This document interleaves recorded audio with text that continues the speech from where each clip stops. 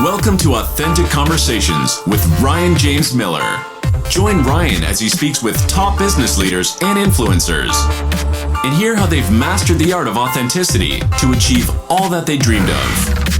As you hear from these leaders, seek not only to be inspired by their authenticity, but to strive for and master your own. All right, welcome everybody to another episode of the podcast. I'm super fired up today. I have with me Eddie Williams. Eddie is a pastor up in the San Francisco Bay Area. He is the creator of Ex Nihilo Health, which we're going to talk a lot about. He also played in the NFL for a period of time. And so on that note alone, I'm excited to welcome Eddie to the podcast. Thanks so much. I'm excited to be with you, man. Thanks a lot. So, we were talking just for a couple minutes offline before we jumped in, but, right now, and this is just going to maybe light the firework, but, right now we are in one of the craziest times. I mean, definitely, and I'm 42, so definitely the craziest time probably in my lifetime, and probably for most anybody living at this point. And so in the midst of the COVID pandemic that is ongoing, and for somebody that is super passionate about health, wellness, fitness, particularly as it relates to how the Bible speaks to that stuff, as a pastor trying to help people navigate through all of those challenges, then you put on top of that, which in some sense I believe has been a far greater strain and stress and struggle with issues of racial tension and inequality, and you are a person of color, and so that lays on you. And then on top of all of that, you're a pastor of a church, which brings about its own responsibility. I know you're married, and so what is a day in the life for you? What have your days looked like trying to navigate and work through this and maintain some level of, I don't know, consistency? Maybe it's a good question. That's a good word. Well, again, thanks for having me, Ryan. Yeah, it's interesting you say that, how it works, because I feel in some ways I'm more physically busy than I've been in a while. Before we thought that would be less. I think it was less for a while. And then we went through this phase where we were needed to schedule as many Zoom meetings as we could to keep busy, and then we got to the point where wait a minute, we don't really need all these meetings. So what are we doing here? And then I feel now I'm at this point where everybody's kind of starting a new project, or, Adam Carolla had this really funny quote right when this all started. He's a comedian, and he was a correspondent on a show, and they said, what do you make of all this, Adam? And he said, I look at this like I'm going to prison. I could either come out of this with the novel, or I could come out of this with the face tattoo. So which of these do I want to come out of this with? And so for me, I think I started down the face tattoo path and now I quickly changed directions in April. I was I got to come out of this with a novel. So I think for me, it's just been staying as faithful as I can to Jesus. I feel there was a point where I got detached from the Lord in the midst of all this, because I just felt I didn't know what to do. I felt a little bit exhausted from the process, but staying close to the Lord, trying to find healthy rhythms, and scheduling in some different things with my wife, trying to stay connected with her spiritually, because we're in the same house constantly, but I feel it's easy for people to just become roommates in that. And there's some, let's be honest, there are moments where you just need to be roommates for a little bit, and that's totally okay. But we can't only be roommates. So building in those rhythms, and then just trying to see how many people I can help on the outside. And so part of that's why Ex Nihilo Health is kind of coming up a little bit more. But more than that, just as a pastor, how can I get into discipling relationships online, and just, I don't want to be another burden to somebody, but, how can we spend 30 or 45 minutes together talking, what's going through your mind, praying, et cetera, et cetera, et cetera. And then, you mentioned the piece on on the riots and all of that. And it's that's a whole nother thing. And so now I've got all of these friendships, and, with dealing with that and having those conversations with people that are some Christian, some not Christian, hanging out, enjoying, and then saying, hey, this is what it's like to be in my shoes for a day in the life in America. So I can go in a million different directions. I'm just going to stop right there and let you jump back in, because I could talk for an hour. No, no, I kind of just think you want to. I mean, you were on a really good roll there. Okay, so I do want to break out some of those things because I think it's important. So first, obviously, being a pastor, being a Christian, I think that when we experience tragedy, struggle, particularly the larger it gets, people start turning to religion. In this sense, we'll talk about Christianity because we're both there. But they turn there not even necessarily to seek out for their own sense of hope, but like, well, how do you answer this question? And I know for me that happened. So back in 2017, my wife and I and 5 of our friends were in Las Vegas when the mass shooting took place. One of our best friends was one of the 58 that was killed that night.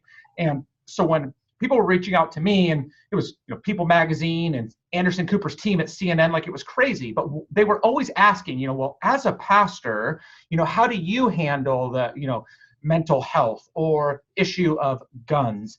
And so as again, we're living in two crazy challenges, or with two crazy challenges, with issues of racism right now and issues of a pandemic. And so you're kind of the target of both at the moment. And so how have you dealt with just the weight and pressure? And I'm imposing on you the fact that that's happening. Maybe you're like, I don't know how to deal with it at all, but how are you dealing with that and kind of navigating through to make sure that you're staying well and healthy, and all the while trying to help people navigate answers to those questions? Yeah, that's really good.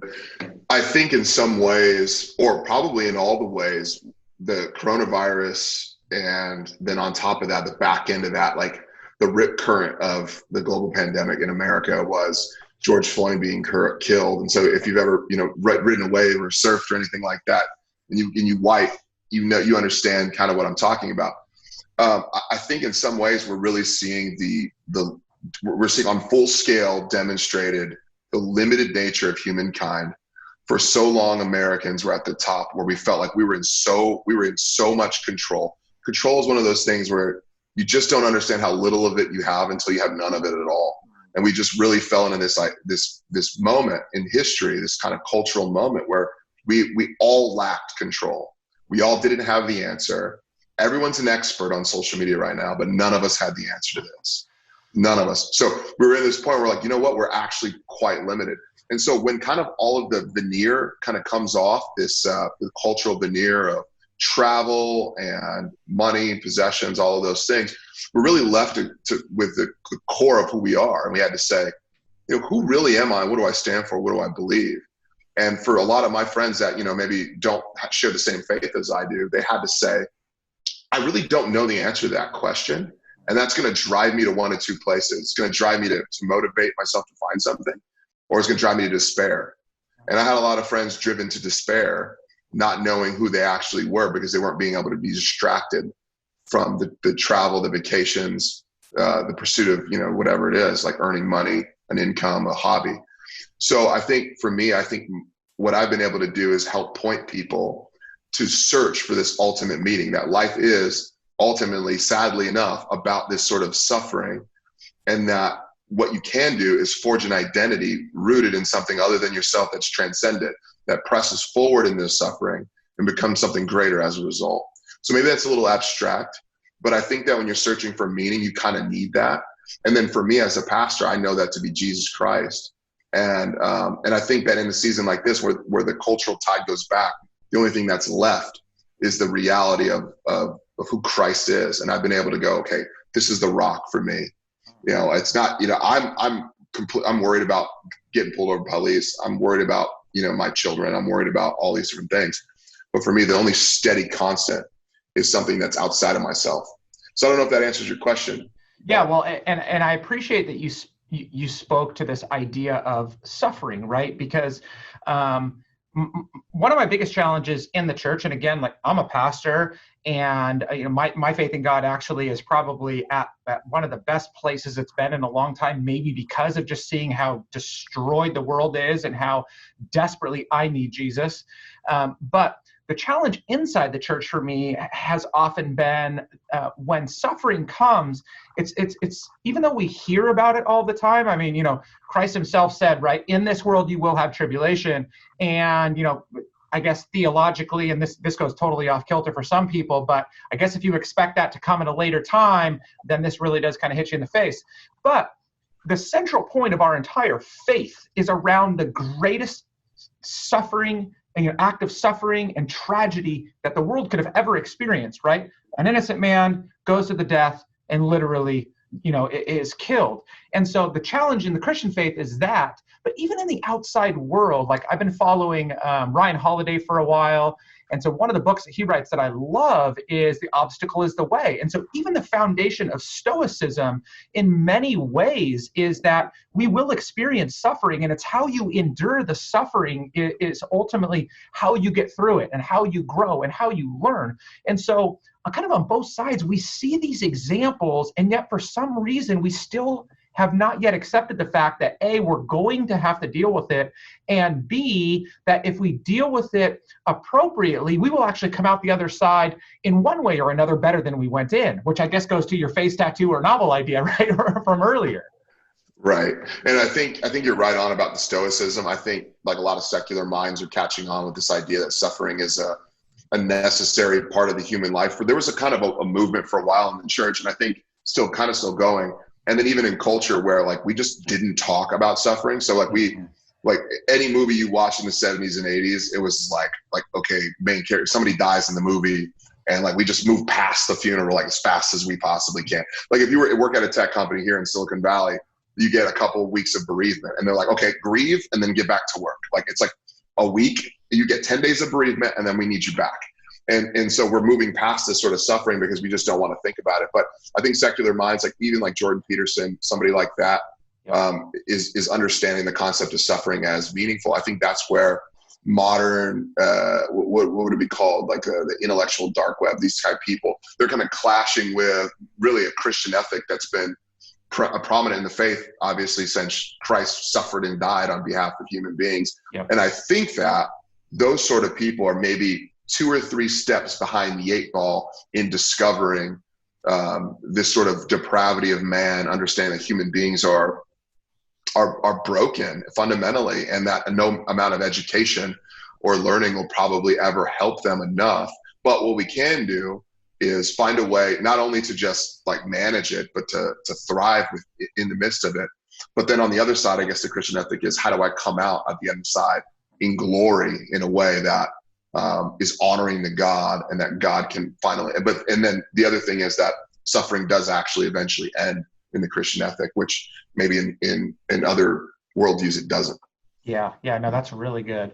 And I think one of the other kind of like challenges, again, inside of Christianity that we face is there aren't that many prominent figures that are speaking to the idea of suffering in a way that people easily relate to, right? I mean, I think of like, pastors like maybe a John Piper or R.C. Sproul. I mean, you have to be in a very specific camp in Christianity to follow men like that and hear what they're saying. But outside of that, we just don't get those narratives very often. And so again, people go seeking outside of that, which is why people latched on to Jordan Peterson. Like, I mean, he is one of the smartest guys I've ever heard speak on so many different topics, but he comes up short, right, as it relates to Christianity. And yet many Christians were holding on to him because he was speaking to things that they could understand, and then he was connecting them to things that they believed, which is really dangerous. And so I guess part of this maybe is like, when are we going to begin to see more people that are speaking out in a way and gaining influence as a result of that? I mean, maybe they're not going to gain influence because nobody wants to hear about suffering. I don't know. Well, people are suffering now, and that's the thing. The church, for whatever listeners believe about the church, I think one of the things that turned me off as a seeker, so to speak, I guess I've never categorized myself that way, but someone who was in college looking to figure out like, who is this God dude? One of the things that turned me off was this sort of happy-go-luckyism within Christianity that really never talked about hard things. And my story is tough. Like I was raised in a single-parent home. My dad left my family when I was 8 years old. My mom died of cancer when I was 13. I was in a foster system briefly.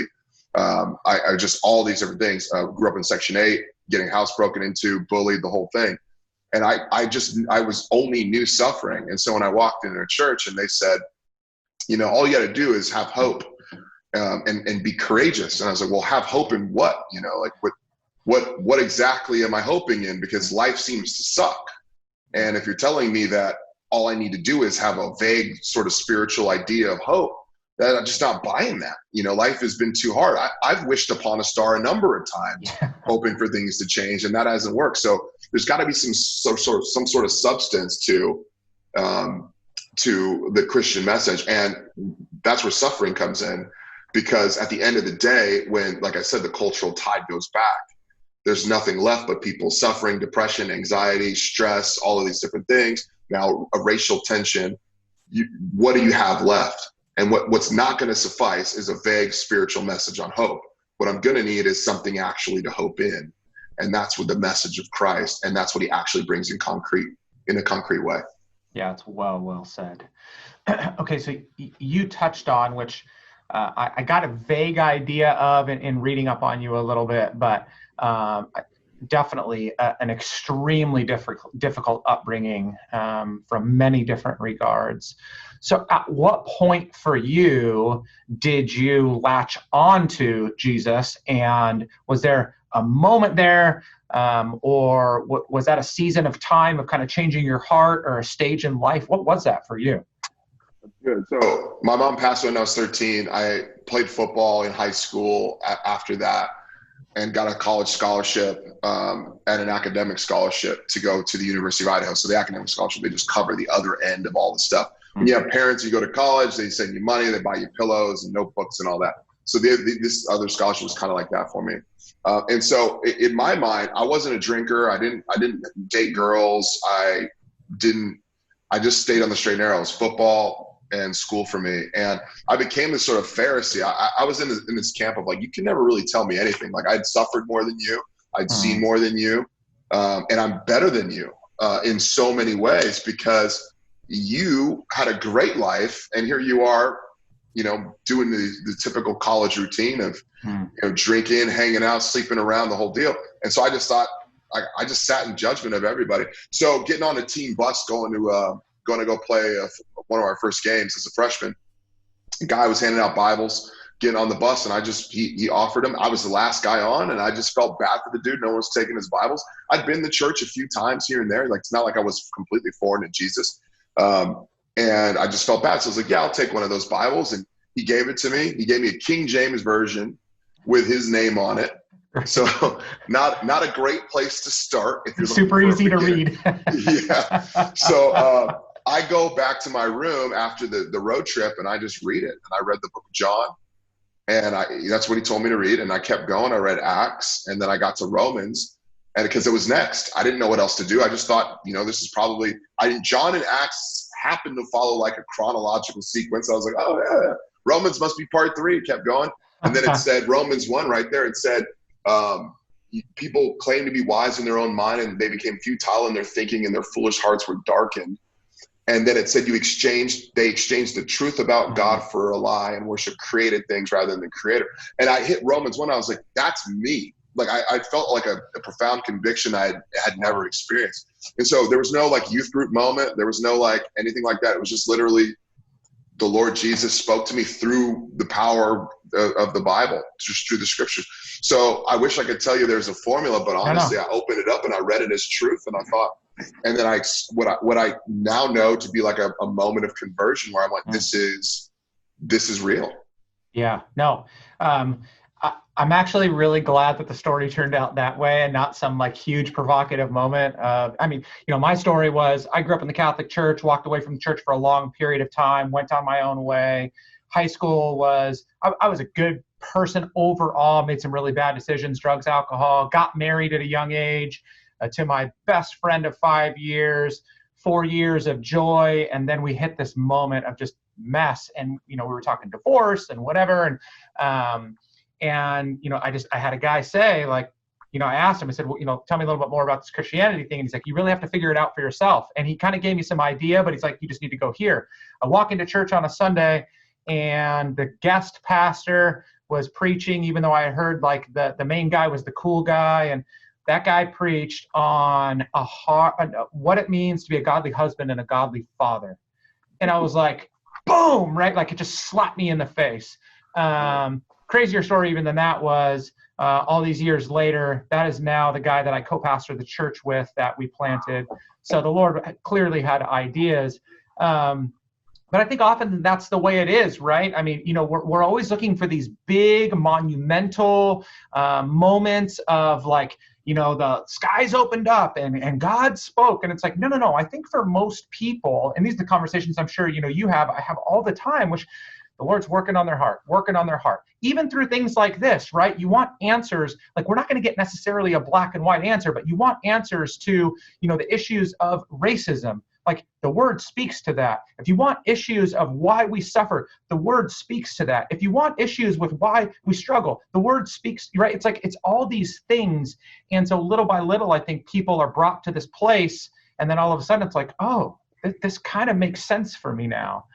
So that's interesting because so you begin your college career, you come to faith early on, but your challenges weren't over, because I know that you went to play in the NFL. I mean, it probably was not, first of all, being there is far more than most anybody will ever accomplish in their life. But it probably wasn't, what you expected or hoped for. You maybe hoped for a whole, just a glorious career in the NFL. It didn't work out the way that you probably wanted. And so how did your perspective change on how you saw all the suffering you experienced growing up? And then even onto then things that you would continue to experience as this newfound Christian, and you're now like going into adulthood farther and farther. That's a great question. I think part of my story with the NFL was my mother telling me that I just always go, and so there's a message in there for someone who the power of positive thinking. Which isn't, I guess you're not going to find a chapter in that necessarily, like spelled out in the Gospel of Matthew or whatever. But I think there's a sense in which I just believed I would go play, and because that's what I was just taught, and I wanted to, and I worked hard because I knew that's what it took. And people along the way told me I'd never be able to do it. My high school football coach didn't think I'd get a college scholarship to a 1A program, and I did. He did. Wow. My college head coach didn't think I'd get drafted. My, other coaches did, but there was just a lot of people that just didn't necessarily go, I don't know, man. And I just kept going, no, it's going to happen, And part of it was when I got to the NFL, my story kind of slowed down. I mean, I tore my ACL my last college game. So I fell in the draft. I wasn't able to work out the combine. I went, but I didn't get to work out. And then in the NFL, as soon as I got healthy, I broke my ankle. So it was like, finally get healthy, finally start playing, finally get on the roster, break my ankle. Then I had 2 other back surgeries in the NFL. And so it didn't go the way I went. But my positive thinking kind of stopped at get to the NFL. I never went any further. And leaving the NFL, I always knew I wanted to get in the ministry. So I didn't have like the existential crisis most people do have. But what I did have was this sort of like, man, if things would have just fell my way, it would have worked out differently. If this coach wouldn't have got fired, my first head coach they cleaned house, 4-12 season, they totally cleaned the house. The team that drafts you gets canned, then you know that you're probably on the chopping block too, unless you're Tom Brady or something. So, and I'm not Tom Brady. So I knew that was going to happen. And part of me was like, well, if this just would have worked out, or if that just would have worked out, or if this guy would have got hurt, or if I wouldn't have got hurt. And I had this kind of tremendous doubt for a long time until I pieced it together and realized, this doesn't have to be the end of my story. So many athletes make their like pinnacle moment in college or professional ball, like their moment. And then after that, it's just like the epilogue. And it's just like, how do I like make sense of my years from 21 to 25. But for me, I was like, I can actually use the NFL as like the formative moments of what's coming. And so I decided that I wanted to use the NFL as like a jumping off point for my ministry and who I was to help serve people as best I can, not be like this kind of athlete that, has been, who like always looks back to his glory years. I want to continually learn and be in process as a person of faith, and then utilize the NFL to give me doors that open doors for me that other people don't have access to. So in some ways, like I'm just using what God gave me. He gave me athletic ability and a hard work ethic. and he's leveraged the NFL logo to get me into rooms. And so I've been able to do that in the business world, and I've been able to do that in the spiritual world. And so I'm able to help people come to Christ that probably never would have ever considered Christianity, just because I'm a big dude that like played football. They're like, well, if that guy, thinks Jesus, maybe I'll at least check him out. Like, yeah. And that's kind of my story too. I mean, I followed like a macho pastor guy in the Palouse in Northern Idaho. I was like, that guy looks like he likes Jesus. He could win a fight. Like, maybe I'll check Jesus out. It's pretty simple, right? Like so however I can do it, man, I'll do it by all means. Good. Okay. So that was such a pivotal statement that you made, that I know I do have quite a few ex-athletes that listen, regularly follow and support me. But for anybody, I think it is so important that you go back and listen to the last few minutes of what Eddie said there, because we create these great expectations for ourselves, and rightfully so, right? Like, we have these visions, this desire. I think that we should pursue those with wisdom, and then they don't always work out the way that we want them to. And they become just these like albatross, around our neck, of like, they drag us down. It disables us from being able to progress, to move forward. And yet what I like, so I coach a lot of people, entrepreneurs, C-level executives, and I'm trying to talk to people and let them know, like, look, if you truly believe, and if you don't believe in God, this is a little bit more challenging, but at least, like, if you believe that you were created with purpose, then you really cannot go wrong. You continue to do you, and you put your best foot forward, and you lean into the opportunities in front of you, and you will continue to attract the right audience. You will continue to be used in amazing ways. And so that story becomes a part of your, again, back to what you said earlier, it becomes a part of this long novel that your life really is, right? It's just a chapter. It's not the end. So I love that you said that, and I wish more people would really latch on to things like that instead of allowing it to drag them down. Yeah, that's a huge problem. That was a huge problem for me. It's a huge problem for a lot of guys that play football and basketball, guys I know, guys that are friends. And again, we take that pinnacle moment of our story and we think this is the height. And then we just think everything else is on the way down. That's a bad way to think, because then you end up a 48-year-old man who's looking back. It's different when you retire at 28 and you're 30. But when you retire at 28 and you're 59 and you haven't grown in 30 years, then you've got a problem. I think that you can leverage these large moments and let them compound onto a greater story. So make sure that you're continuing to move forward, because in some sense, it's like, okay, if you're 25 years old, athletes at the pinnacle, that's like the size of that's like a Berenstain Bears book or like a Goosebump book, right? That's nothing. So like, why not continue forward and write that giant novel and make something of yourself? And you're going to be able to help a heck of a lot of people on the way. Yep. And that really ties in back to the suffering that you explained earlier, because in some ways we need to be able to make sense of our suffering in order to continue forward. And suffering enables us to grow. Without suffering, you really can't grow. But that's what's great about Christianity, is it's jam-packed with suffering. This world is suffering, and we can make sense of it a lot easier. And so when I can look back on my failures, I can know, in some sense, I'm better able to deal with my failures because I understand that this isn't the end of my story, that in my opinion, as a pastor, Christ has written the rest of my story, and I can continue forward a lot easier.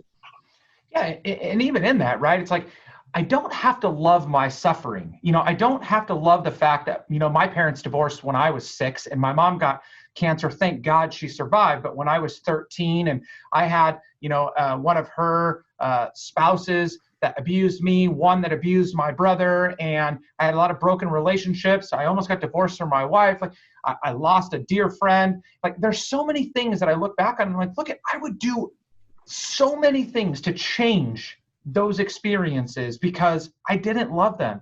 And yet at the same time, I accept the fact that they have happened. And so because of that, I'm going to move forward and try and learn from them, grow for them, and carry them with me. Because a lot of times, I mean, you tell your story, and I'm sure that so many people resonate with some piece of that, and that alone allows them, it's like giving them the permission just to take the next step in their life. That's good. Well, and just like Thanos, I mean, I love the Marvel movies, but he says, I am inevitable, that's suffering. Suffering is inevitable. It's going to happen. So you're either going to be able to make sense of it and you're going to be able to learn from it. Not that you love it, but you can learn from it, or it can crush you and make you a lesser version of yourself. So I choose to learn from my suffering and to grow in it. And then, like the scriptures say, I want to comfort those with the comfort I've received in Christ. So I can then serve people that have lost a mother, serve people that have broken their legs and had back surgeries, and serve people that feel like they don't have a lot of family. I get to serve those people with my story. And so use your story as a weapon against evil or injustice or whatever you feel like is harming the world. That's what I choose to do. That's good. That's really good. So at what point did Ex Nihilo become a thing for you? I mean, it's always been a thing, right? Something from nothing. But like, when did that become a part of your story? Why did you decide to pursue that direction, find that? Like, what was that for you? Yeah, great question. For me, I grew up in a home and also have a lot of friends and family that I watched suffer from lifestyle choices. And I just chose at a young age that I did not want that to be me as best I could. There are a lot of things that happen outside of our control, to be sure, but chronic disease is something that often we choose for ourselves. And so I didn't want to suffer. I suffer enough. I don't want to suffer more by my own hand. So this was for me something that happened early on. It merged with the idea that I was an athlete, that I knew that I needed to eat a certain way in order to perform a certain way. And so kind of merging those two ideas. And then when I met Christ, I began to study the Bible, and I really understood this story in the early part of the Bible in Genesis, where you see that creation is flourishing. It's good. Everything works. But if you know anything about the human body, you know that it's constantly breaking down. It's like a car, right? It's like it needs maintenance constantly. And I'm like, I don't know if God created us for heartburn and stomach problems and brain fog. I have to believe that that's a result of the fall. And as I began to study that, I really see this connection between God's creation, this fractured nature, this disconnection between God and his people, but also God's people and creation. There's a fracture there. And so I just became fascinated with it. And as I was a pastor, I was like, you know what? I really like sports and athletics. I really love working out. I also really am fascinated by nutrition and health and how it manifests, how it creates the human body or I guess breaks it down. So I'm seeing a fantastic connection. And so I go clicking around and I'm like, there's not a lot on this, almost nothing. In fact, a couple books, here and there, a couple things about Daniel fast, Daniel plan. But other than that, there's nothing. So I'm like, I should try to create some stuff for people to help them, because I know Christians have answers, but a lot of people are staring down their health, feeling unhealthy, but don't even have the biblical motivation to do anything about it. But there is a tremendous biblical motivation. So that's kind of why I got started. Yeah, that's fantastic. I mean, again, so interesting to me. Like, I don't know why this is, but Christians seem to be some of the most unhealthy people that are out there. Like, they're just like, I guess it's like all the donuts and, and whatever else goes into that, huge potlucks.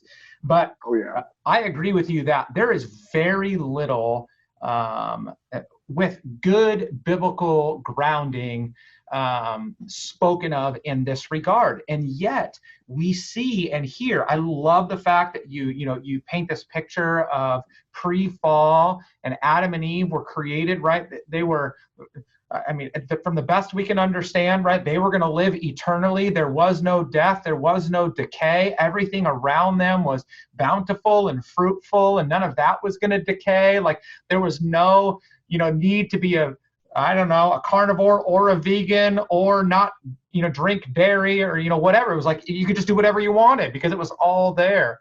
And then, the fall happens and all of a sudden we're inflicted with all these things.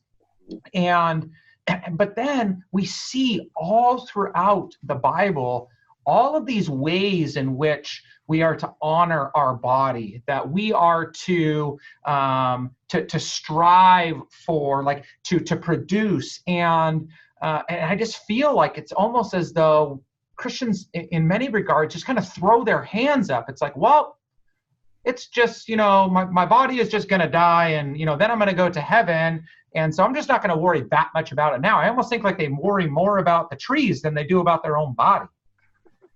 Well, that's certainly true. I mean, goodness gracious. Well, I think there's some good in the sense that you're saying, hey, listen, I don't want my body to be the utter focus of of everything I strive for. Like, absolutely, I'm with you. And so we had this moment in the 70s and 80s where you had like bodybuilding came onto the scene, and you had steroid era, and you have Jane Fonda, and like this sort of they have this sort of like emphasis on health for the first time ever. Well, people forget that that's actually a reaction to what happened. So there's this, I don't want to bore you with all the details, but there's this large study that happens in the 50s and 60s that essentially vilifies saturated fat and gives essentially carbohydrates and sugar a pass. So all the marketing companies understand that, people know that. And so what they do is they begin to make products with no saturated fat, and then they substitute trans fat, hydrogenated oils, things like that, and then high sugar and high carbohydrates. And so you get things like Pop-Tarts and Cheez-Its and all of these like kind of frankenfoods that kind of result out of this. And so people start getting unhealthy. They start dropping dead of heart attacks, and we're like, well, what's happening? So then we get this like exercise. And so people saw the result of this vanity and said, you know what, like, I'm out on that. Like, I don't want to be vain. And here's the thing. So we reconcile that with like all of the scripture verses, and Jesus says it's not what goes into the body that defiles a man, but what comes out of a body. And so we go, see, Jesus is saying I could eat whatever I want. And we're like, well, no, that's not exactly what he meant.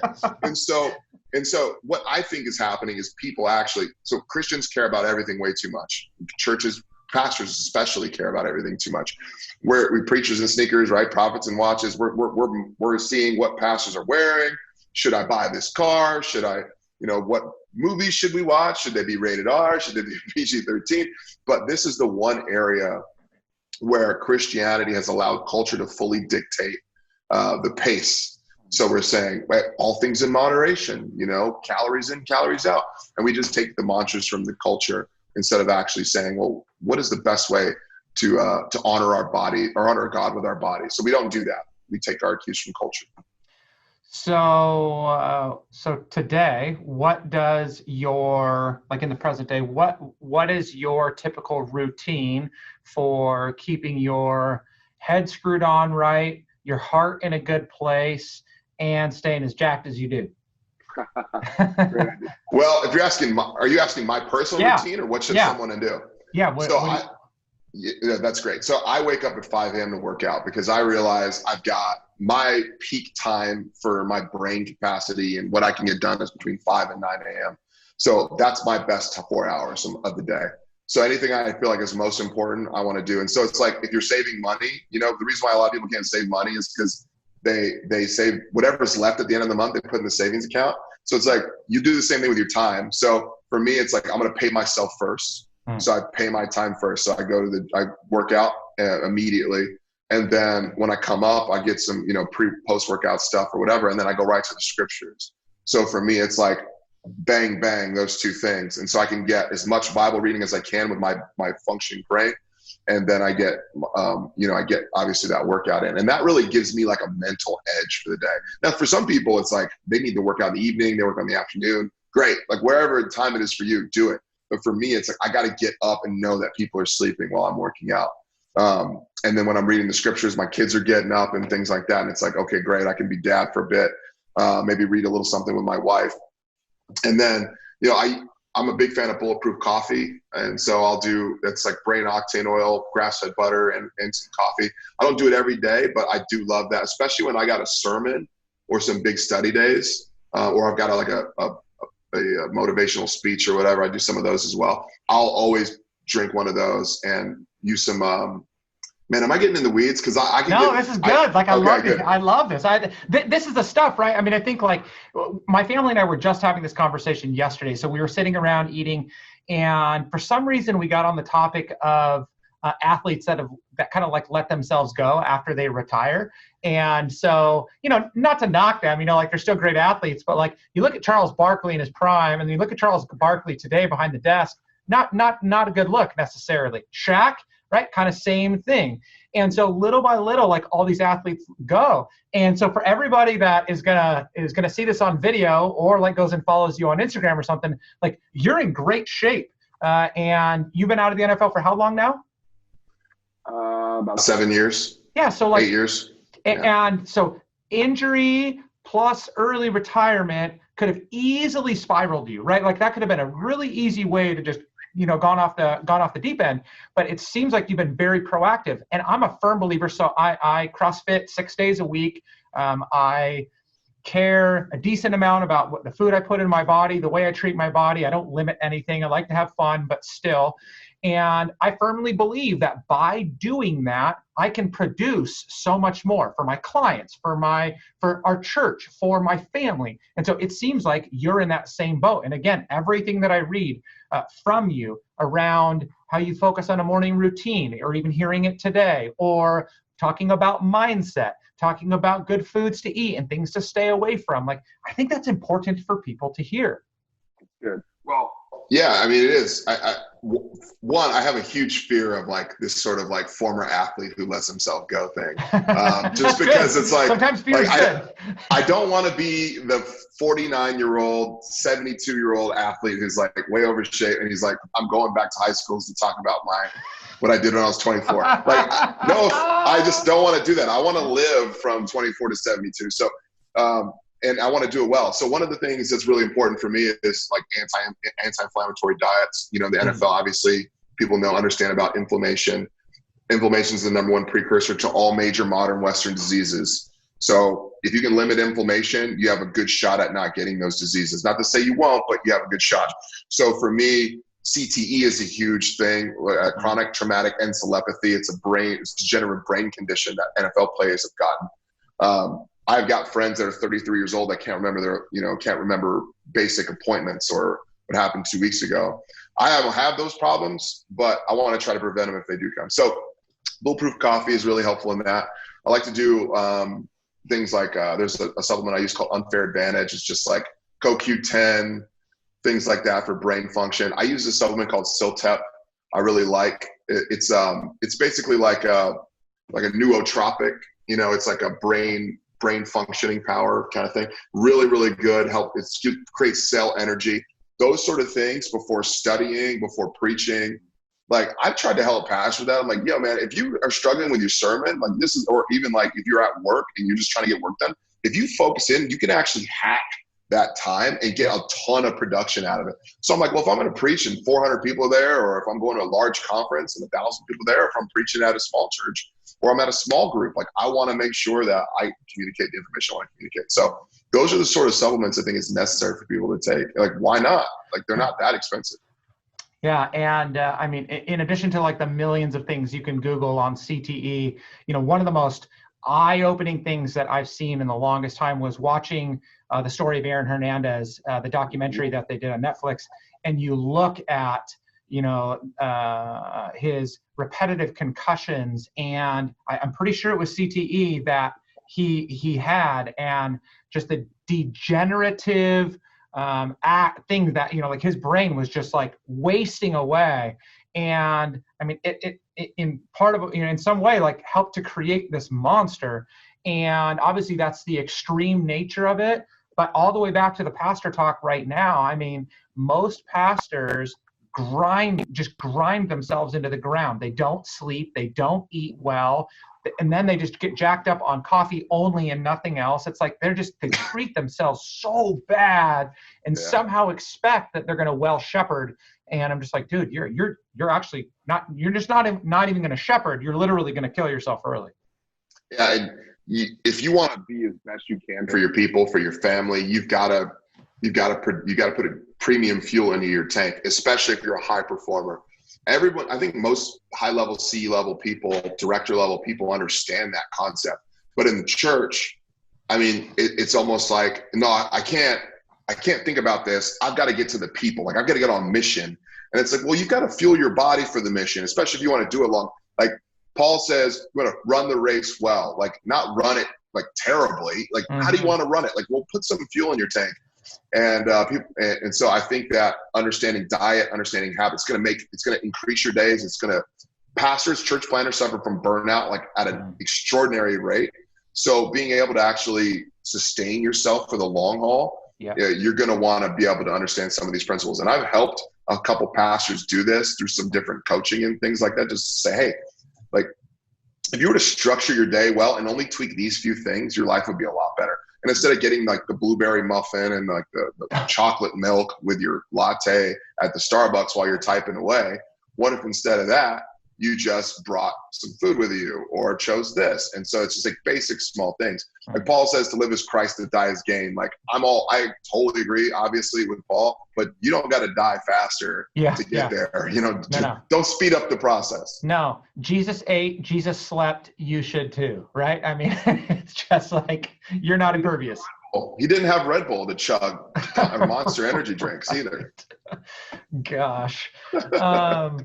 Okay, so as we're beginning to, or we're landing the plane now, kind of coming up on our time, what are some of the best ways to connect with you? I know you got a website, social media. I think I even saw on your website there was a quick start guide. So I don't know if that's something. So what are some of the ways people can connect if they want to learn more about you and about what you're doing? Yeah. So you can go to our website, exnihilohealth.com. It's essentially a web collection of blogs and podcasts about biblical wellness and health. Our YouTube channel is Ex Nihilo Health on YouTube. I put out 3 or 4 videos a week, just short principles. And then also we put our podcast up there as well. You can get the quick start guide to health. It's 13 pages, just basically how I want to start. How do I start? How do I start getting healthy? Why do I start getting healthy? It's got a, what to eat list, what not to eat list. Totally worth the price you pay for it, which is $0. So it's free.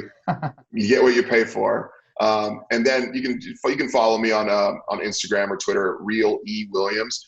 And I'm also putting together a course called the Healthy Believer Blueprint for people. And so that's actually going to be really awesome. Just because so many pastors and so many people are asking. I've done coaching, but it's like, man, this is a better way to scale it, and it's a lot cheaper for people. So putting that together, stay tuned for that as well. When's that going to be live? Do you have an idea yet? It's live at the end of August. Okay. So I think this podcast will go live probably the middle of August. So it'll come right up on that. So I'll make sure to link to the website, link to the YouTube channel, link to social, and I'll put a direct link in there too, if I remember, to the quick start guide. I think those are some helpful ways. Man, just thank you. I think that, we hit on 9,000 different things all at once, but I think that at the end of the day, starting with this very just present reality of so much struggle, so much hurt, so much confusion, so much challenge, and then coming all the way to the end with this understanding that, ultimately it's hope in Christ and that being the answer to our suffering, but also, this pursuit of trying to do the best I can to treat my body well, to care for myself so I can endure, so I can persevere. I think that just so much value in what you shared. So just thank you so much, Eddie. Good word. Brian, thanks so much for having me, man. I really appreciate what you're doing and gotten to check out an episode of your podcast, and it's fantastic. So thanks a lot, my friend. Thanks, man. All right, guys. Well, that wraps up another episode of the podcast. As always, if you have any questions, concerns, feedback, just want to have a conversation, make sure to hit me up. I will put Eddie's contact information into the show notes as well. As always, I say, if you want the best from the life that you're living, be more of yourself. With that, peace. Thank you for listening to Authentic Conversations with Ryan James Miller. If you found value in today's episode, please subscribe on your favorite podcasting platform and share it with others. To connect with Ryan and learn more, visit ryanjamesmiller.com.